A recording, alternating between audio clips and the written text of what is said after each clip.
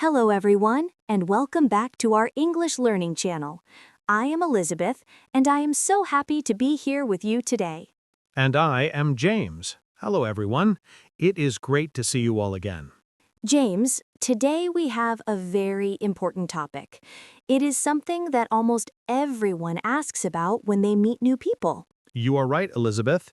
It is one of the most common topics in small talk.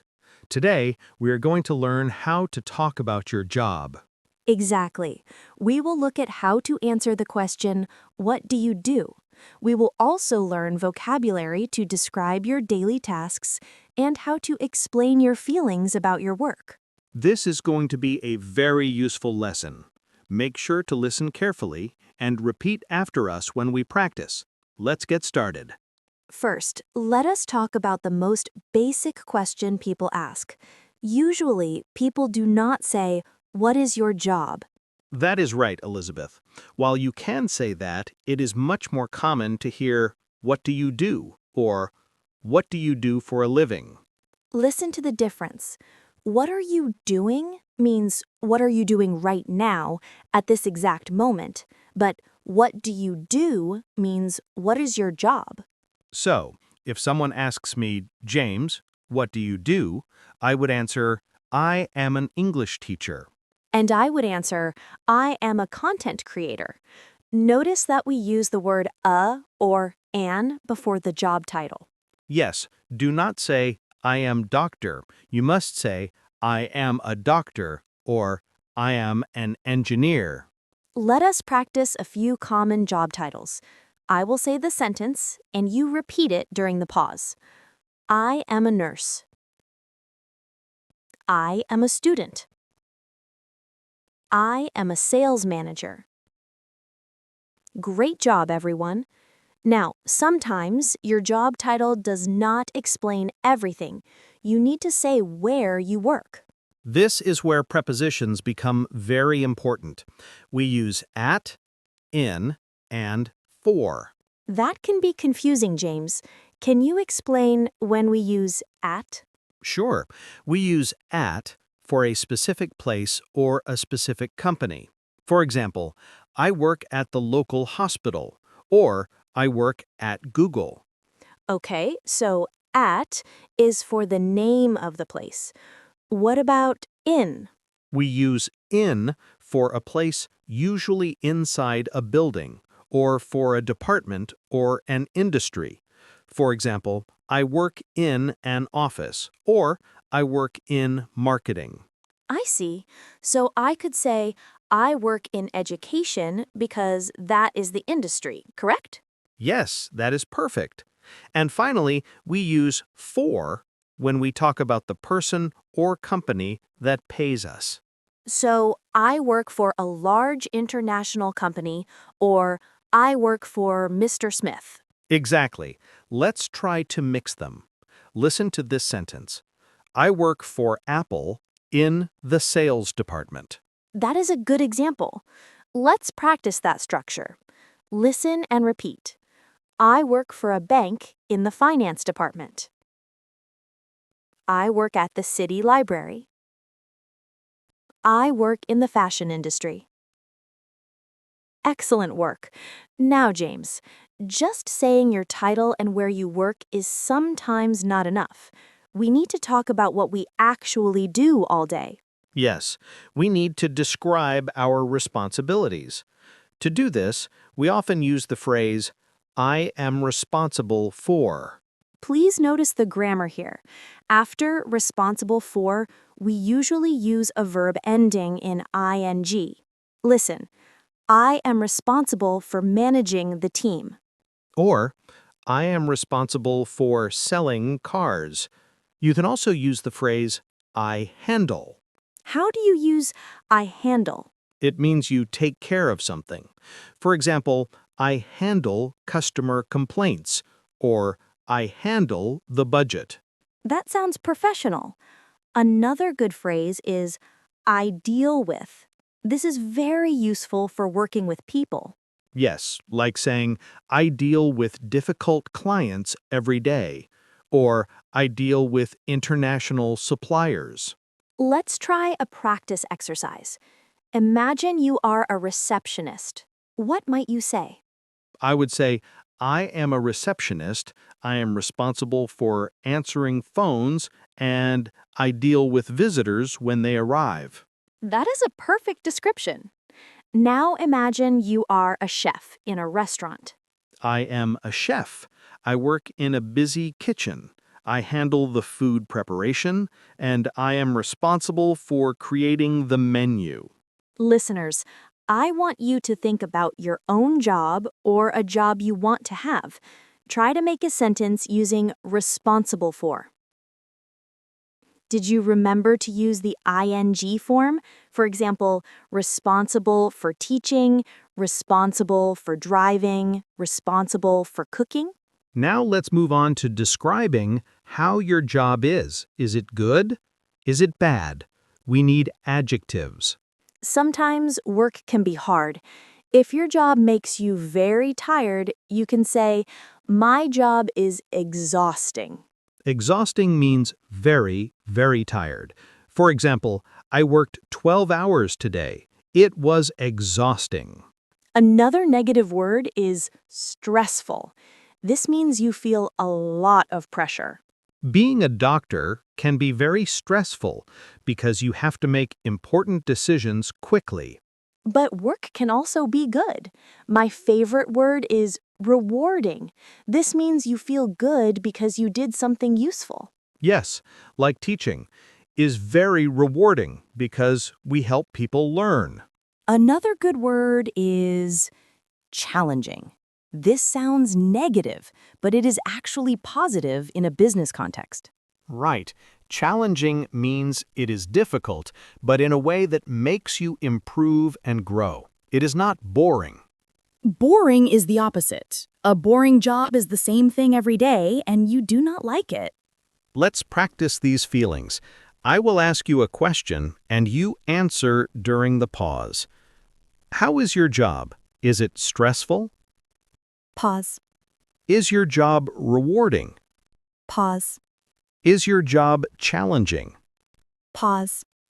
Okay, Elizabeth, I think we have enough vocabulary now to have a real conversation. Let's do a role play for our listeners. That sounds fine. I will be an old friend, and you will be someone I have not seen in a long time. We meet in a coffee shop. I am ready.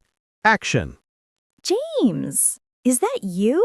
I have not seen you for years. Elizabeth, wow, it is so good to see you. How have you been? I have been great. What are you doing these days? Are you still working at the bookstore? No, actually. I changed jobs last year. I am a software developer now. A software developer? That sounds difficult. Who do you work for? I work for a small startup company in the city center. It is very exciting. What do you do there exactly? Well, I am responsible for designing mobile apps. I handle the coding, and I work with a team of designers. Do you like it? I do.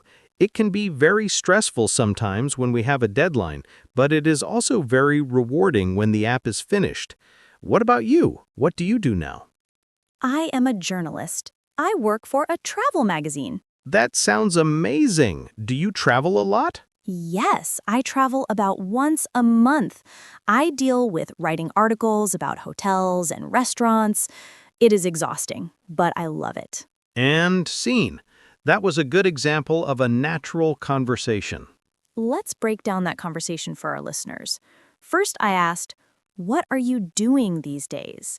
This is a friendly way to ask about current work. And I answered, I am a software developer. Then I used the phrase, I work for, to name my company. Then asked for details by saying, "What do you do there exactly?" This is a great question if you want to know more about someone's duties. And I used our vocabulary phrases, responsible for, and I handle. Finally, we talked about our feelings using adjectives like stressful and rewarding. James, what if someone does not have a job right now? How should they answer? That is a very important question. You should never just say, I have no job. It sounds a bit too direct.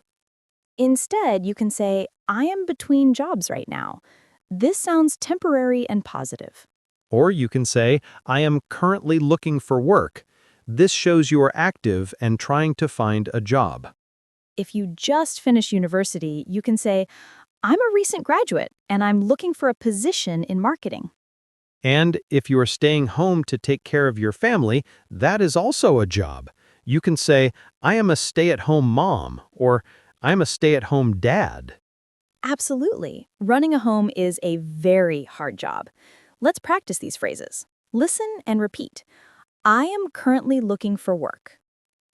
Pause, I am between jobs right now. pause, I am a recent graduate. pause. Now, let's add a little more detail. Sometimes we need to talk about our work schedule or our hours.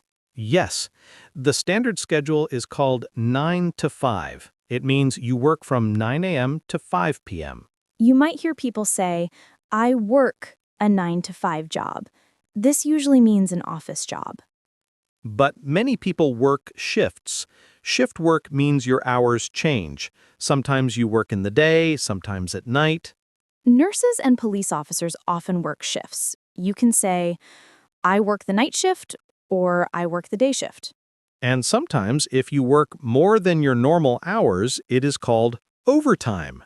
Ugh, I hate overtime. You can say, I have to work overtime tonight. It means I will be late. Let's put this into a mini dialogue. Elizabeth, do you work 9 to 5? No, not really. Because I'm a writer, my hours are flexible. I work from home a lot. Flexible hours are nice. Do you ever work overtime? Sometimes, if I have a big story to finish, I work late into the night. What about you? I work shifts. Next week I am on the night shift, so I will be sleeping during the day. Okay, that helps explain schedules. Flexible hours means you can choose when you work, which is becoming very popular. We also need to talk about retirement. This is for older people who have stopped working. Yes, if you are 65 or 70 years old and you stop working, you are retired. So if someone asks, what do you do, and you are 70 years old, you can say, I am retired. You can also add what you used to do. For example, I am retired, but I used to be a teacher. Used to be is the grammar for the past. It means you were a teacher, but not anymore. Let's try that. Listen and repeat. I am retired. Pause, I used to be an engineer. pause, I used to work in a bank. pause. We are covering so much ground today, James. I think it would be helpful to talk about getting a promotion. Everyone loves a promotion. A promotion is when you get a better job in the same company, usually with more money. You can say, I got promoted last week. Now I am the manager. The opposite is fired, but that is a sad word. It means the company told you to leave. Be careful. There is a difference between fired and laid off. Yes, fired usually means you did something bad or you were not good at your job. But laid off means the company does not have enough money, so they have to let people go. It is not your fault. So you can say, I was laid off because the company closed down. Let's review those three terms: promoted, fired, laid off. I will describe a situation and you guess the word. Ready? Situation 1. My boss told me I am working very hard and gave me a higher position. That is promoted. Situation 2. The company lost a lot of money and had to send 10 workers home forever. That is laid off. Situation 3. John was always late and stole a computer, so the boss told him to leave. That is fired. Okay, let's go back to positive things. I want to talk about self-employed. Self-employed means you do not have a boss. You work for yourself. You have your own business. Many people today are self-employed. You can say, I run my own business, or I am a freelancer. A freelancer is someone who works for different companies on different projects. Writers, designers, and programmers are often freelancers. Being self-employed is great because you have freedom, but it is also risky because you do not get a paycheck every month. That is true. You have to find your own work. It requires a lot of discipline. So, we have learned titles, prepositions, responsibilities, feelings, schedules, and status. Let's put everything together in a long practice session. We will give you a profile of a person. We want you to pretend you are that person and answer the questions. Okay, listeners, I am asking you, what do you do? You could say, I am a dentist and I run my own clinic. Next question. What are your responsibilities? You could say, I am responsible for checking teeth and fixing dental problems. Next question. How do you feel about your job? You could say, it is very rewarding because I help people smile. Great. Let's try profile 2. You work at a supermarket, you put food on the shelves, you work at night, it makes you tired. Ready? What do you do? I work at a supermarket. What is your schedule like? I work the night shift. And do you like it? It is exhausting work, but it is a job. If you were able to answer those questions, you are doing a fantastic job. You are building your fluency. Remember, when you meet someone new, asking about their job is polite, but do not only talk about yourself. Yes. Ask follow-up questions. If they say, I am a teacher, ask them, what subject do you teach? Or, do you like working with children? If they say, I am a pilot, ask them, where do you fly? Or, is it difficult to learn? Showing interest makes the conversation continue, and it makes you a better English speaker. Elizabeth, we have a little more time. What about describing colleagues? Colleagues are the people you work with. Sometimes we call them co-workers. You can describe your colleagues too. My colleagues are friendly. Or, my boss is very supportive. Or, if you are unlucky, my coworkers are lazy. Or, the team is disorganized. A good phrase is to get along with. This means to have a good relationship. I get along well with my colleagues. We go for lunch together. Or, I do not get along with my boss. We always argue. Practice thinking about your current job or past job. Did you get along with your colleagues? Before we finish, let's do a rapid-fire review of the key phrases we learned today. Phrase 1. I work for. Use this for the company name. Phrase 2. I work in. Use this for the department or industry. Phrase 3. I am responsible for. Use this for your duties. Remember the ing. Phrase 4. I deal with. Use this for people or problems. Phrase 5. 9 to 5. This is the standard workday. Phrase 6. Shift work. This means changing hours. Phrase 7.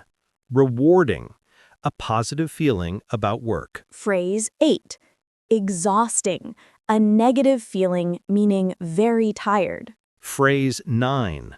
Self-employed. Working for yourself. And phrase 10. Retired. finished working forever. That is a lot of vocabulary. Do not try to memorize it all at once. Watch this video again tomorrow and practice speaking out loud. Talking about your job is a skill you will use for the rest of your life.